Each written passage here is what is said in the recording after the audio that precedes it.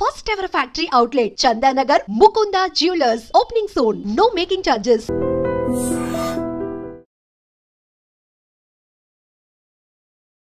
Hi hello namaste welcome back to iDream media. ఈరోజు మనతో ఉన్నారు హైకోర్టు అడ్వకేట్ అలాగే ఇమిగ్రేషన్ లాయర్ అయిన పృథ్వీ గారు.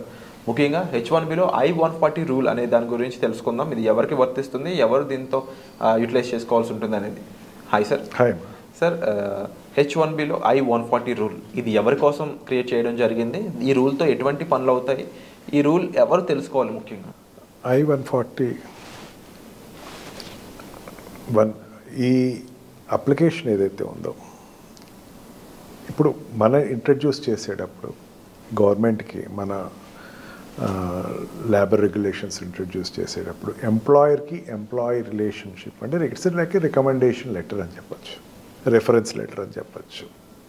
ఎంప్లాయర్ ఇతని ఎంప్లాయీ నా దగ్గరే పనిచేస్తున్నాడు అని చెప్పేసి కొన్ని డాక్యుమెంటేషన్స్ తను ఓత్ తోటి ఇచ్చేటువంటి డాక్యుమెంటేషన్ I-140. దీనివల్ల ఏంటంటే ఈ సెక్టర్లో వాడు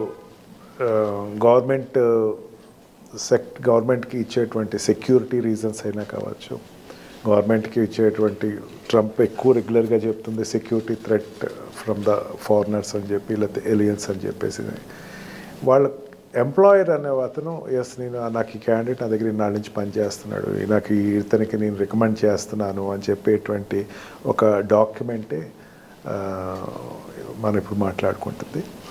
అండ్ ఆ డాక్యుమెంటేషన్ ఇచ్చేటప్పుడు employer will take all కాషియస్నెస్ about the employee. ఎవరికైతే రికమెండ్ చేస్తున్నాడో అతని యొక్క వర్క్ ప్రోగ్రెస్ ఎట్లా చేశాడు, తన దగ్గర వర్క్ చేసేటప్పుడు ఎట్లా చేశాడు, లేకపోతే తన కెరియర్లో నేను ఎందుకు రికమెండ్ చేస్తున్నాను ఇతన్ని, why I'm specifically recommending this candidate for that green card కానీ H1B వీసాకి కానీ ఎందుకు నేను రికమెండ్ చేస్తున్నాను అని చెప్పి ఎక్స్ప్రెషన్ అని చెప్పచ్చు.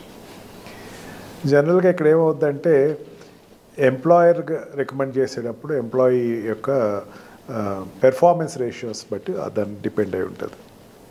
ఇప్పుడు ఏ కంపెనీ అయినా సరే రికమెండ్ చేస్తుంది అనేసరికి ద బెస్ట్ పెర్ఫార్మర్ అండ్ ఇతను ఈ ఎంప్లాయీ నాకు ఖచ్చితంగా కంటిన్యూటీ ఆఫ్ జాబ్ నాకు చాలా అవసరం.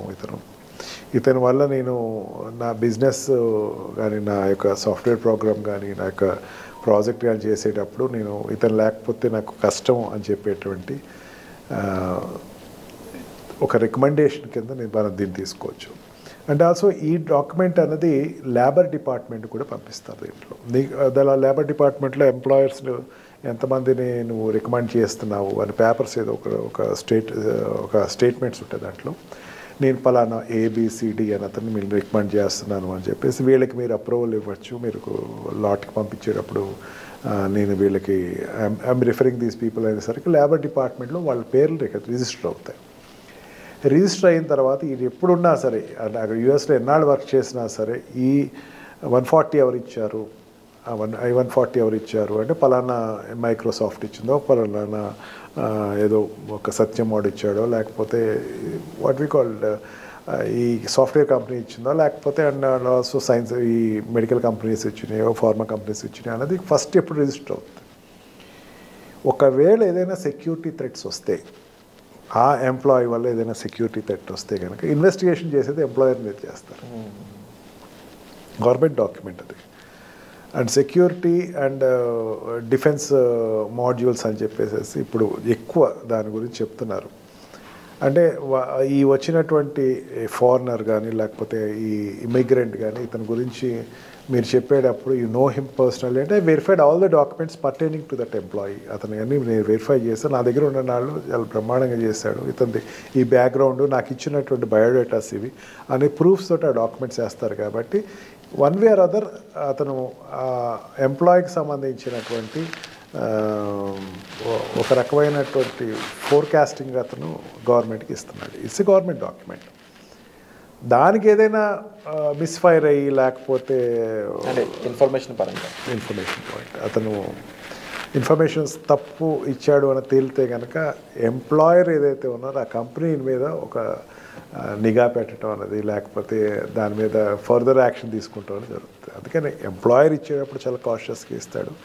ఎంప్లాయీని యాక్సెప్ట్ చేసేటప్పుడు కూడా ఎంప్లాయర్ చాలా ఇతను I'm not telling about the shell companies. అంటే ఇది చాలా క్రూషియల్ ప్రొసీజర్ లా కనిపిస్తుంది, ఎందుకంటే గ్రీన్ కార్డ్ అనేది ఒక సిటిజన్షిప్కి ఆధారభూతమైనది. అండ్ మరీ ముఖ్యంగా అమెరికాలో ఇంకా కంప్లీట్గా ఒక రైట్ అనేది ఆయనకి ఇచ్చే ముందు తీసుకునే ప్రొసీజర్ కాబట్టి చాలా డెప్త్ రీసెర్చ్ అనేది ఉంటుందంటారు ఇండివిజువల్ కూడా.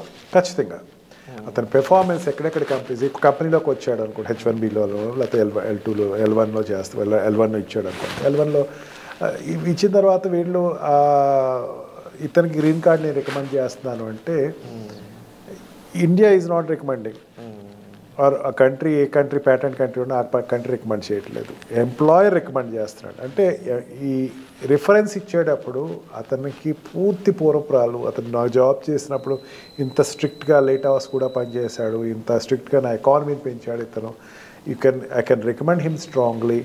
And also I know about his background, because whenever he take leaves he used to give explanation very క్లీన్గా ఇచ్చేవాడు అన్నది వెరిఫై చేసుకుని అతను గ్రీన్ కార్డ్ ఇవ్వచ్చు. గ్రీన్ కార్డ్ ఇవ్వటం అంటే పర్మనెంట్ రెసిడెన్సీ ఇచ్చినట్టు. ఇక్కడ అతను ఉండొచ్చు, ఇక్కడ మన అమెరికాలో ఉండొచ్చు. Employer is nothing but American person, American company, American ఇంకో అమెరికన్ రికమెండ్ చేస్తున్నాడు, ఇంకొక ఎన్ఆర్ఐనో లేకపోతే ఒక ఎంప్లాయర్నో రికమెండ్ చేస్తున్నాడంటే ఆ కాషియస్ 100% వాళ్ళు తీసుకుంటారు.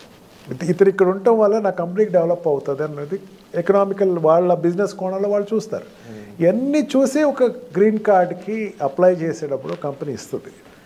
అన్లెస్ వాడు స్టాండర్డ్గా పనిచేసినటువంటి కొత్తగా వచ్చిన ఎంప్లాయీకి అయితే ఇవ్వదు ఎంప్లాయర్. అందుకే స్టాండర్డ్గా తన దగ్గర పనిచేసే వాళ్ళకి అతని పెర్ఫార్మెన్స్ చూసుకుని అతని యొక్క రేషియోస్ చూసుకుని వాళ్ళు రికమెండ్ చేయడం జరుగుతుంది.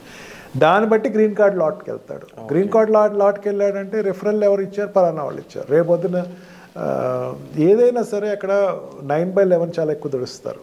ఎప్పుడు రాకూడనేటువంటి దౌర్భాగ్యం కంట్రీకి వచ్చిందని ఫీల్ అవుతూ ఉంటారు. అందుకని ఏంటంటే ఈ డాక్యుమెంటేషన్ అనేది చాలా స్ట్రిక్ట్ చేస్తారు. తర్వాత నుంచి ట్విన్ టవర్స్ ఇష్యూస్ దగ్గర నుంచి బాగా స్ట్రిక్ట్ చేయడం జరుగుతుంది. అందుకని ప్రతి డాక్యుమెంటేషన్ ఇండియన్స్ ఇంకొంచెం ఎక్కువ కాషియస్గా ఉండాలంటారు. డెఫినెట్గా కాషియస్గా ఉండాలి.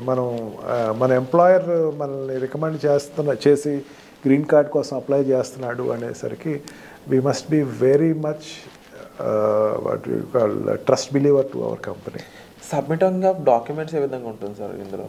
ఏది డాక్యుమెంట్స్ సబ్మిట్ చేయాల్సిన అవసరం ఏమైనా ఉంటుందా, ఏముంటుందంటే? ఒక లాట్కి వెళ్ళిన తర్వాత మనం చేయాల్సింది ఏమీ ఉండదు. ప్రతిదీ employer will take the care. Okay, premium కట్టి కూర్చుంటాం తప్ప ఏదైనా premium is also not mandatory to that. Me premium తీయలేదు ఇంకా, ఇప్పుడు ట్రంప్ ప్రీమియం మీద కూర్చోలేదు. ప్రీమియం నువ్వు కట్టేసి కూర్చో, బట్ అబ్జర్వ్ చేస్తా ఉండు నీ ఎంప్లాయర్ ఏమైనా ఇన్ టైంలో పంపిస్తాడు. వాట్ ఎవర్ ద డాక్యుమెంట్, నువ్వు పనిచేసిన డాక్యుమెంట్స్ అన్నీ నువ్వు గ్యాదర్ చేసి ఎంప్లాయర్కి ఇస్తే ఎంప్లాయర్ ఏం చేస్తాడు, గ్రీన్ కార్డ్కి లాట్కి పంపిస్తాడు. ఒక్కసారి నువ్వు లాట్కి నీ తరపున వాడు వెళ్ళిందంటే పూర్తి రెస్పాన్సిబిలిటీ ఎంప్లాయర్ తీసుకుంటాడని చెప్పచ్చు. మోస్ట్లీ ఎంప్లాయర్ ఇక్కడ ఎక్కువ చాలా మేజర్ రూల్ అది. తర్వాత వాడు అకౌంటెంట్కి, వాళ్ళ చార్ట్ అకౌంటెంట్స్కి అండ్ ఆల్సో లా అడ్వకేట్ని డిప్లాయ్ చేసుకుంటారు. అడ్వకేట్స్ ద్వారా ప్రాసెస్ చేస్తారు, కన్సల్టెంట్స్ ఉంటే దాంతో ప్రాసెస్ చేస్తారు. Anything which they have to complete June లోపల అన్ని ఏదైనా డాక్యుమెంటేషన్స్ అన్నీ